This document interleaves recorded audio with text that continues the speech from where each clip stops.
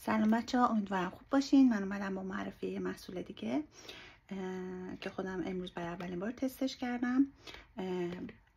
این فلوید هیدراتینگ شنل هستش و برای کسایی هستش که پوست در واقع برای زیر کرم پودر استفاده میشه و خیلی بافت نرم و کرمی طوری داره، پایش آب هستش و برای من که پوستم خیلی خیلی خشکه این خیلی به من کمک کرد که کرم پودری که میزنم روی پوستم در واقع اینجوری بره بره نشه یا نماسه.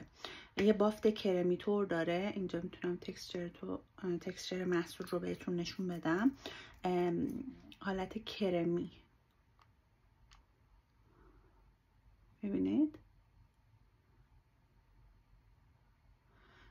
و خیلی بوی خوبی داره، یعنی واقعا بوی خوبی داره، خیلی بوی دلنشینی داره. وقتی که روی پوستتون میزنید هم یه بوی لوکسه، همین که خیلی بوی دلنشینی داره و خیلی زیر آرایش در واقع کمک میکنه به اینکه پوستتون صاف و یه دست باشه. من خیلی راضی بودم ازش و بهتون پیشنهاد میکنم که اگر که دوست دارید میتونید تهیهش بکنید.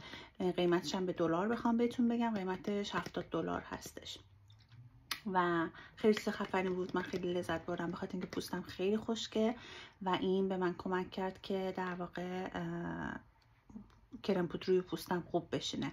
حتی من کرم پودر سنگینی استفاده نمی کنم، اصلا اکثر اوقات استفاده نمی کنم، ولی گاهی میزنم و امروز میخواستم این رو تست کنم و کرم پودر زدم. کرم پودری که روش زدم کرم پودر لامر هست، شماره 120 و خیلی راضیم. اگه دوست داشتین حتما تهیه بکنید.